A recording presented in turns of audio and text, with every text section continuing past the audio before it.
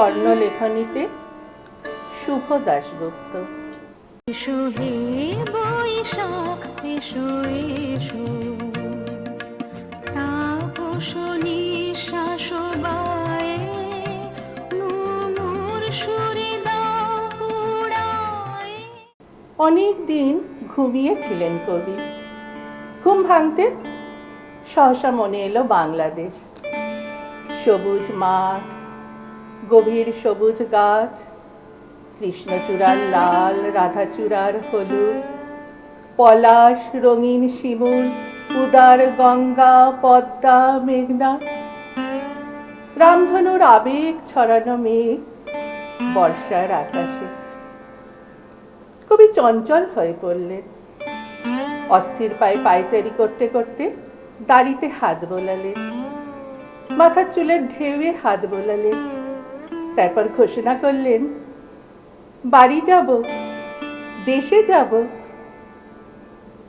জোড়াসাঁকোয় পৌঁছে কবি দেখলেন সেখানে লোহালক্কর আর ভাঙা টিনের বিশাল ব্যবসা জমেছে।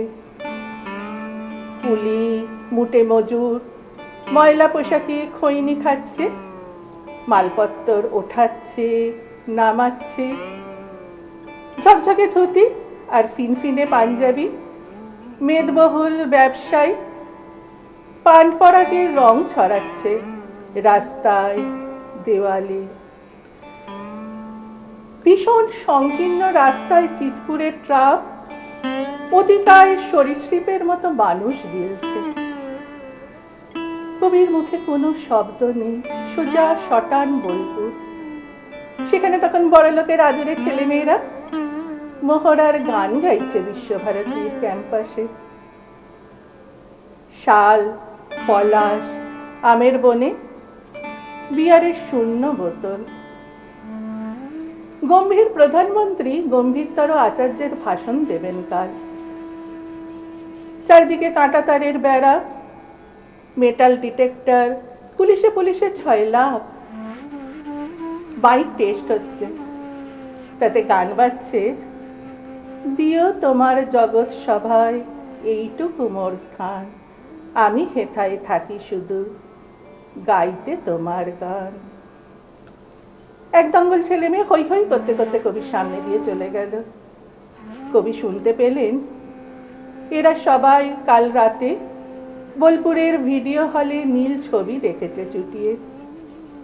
কবির চোখ ফেটে জল এলো। কবি মুখ ঘোরালেন। অনেক পথ ঘুরে রিজু পায়ে এসে পৌঁছলেন বিশ্বভারতীর বিশাল অফিস ঘরের সামনে। তারপর মাথা উঁচু করে হিরণ্ময় কণ্ঠে বলতে শুরু করলেন, মানুষের ওপর বিশ্বাস হারানো পাপ, হত্যা, ধ্বংস, মারণযোগ্য, চিরন্তন নয়। মানুষের ওপর বিশ্বাস রাখো।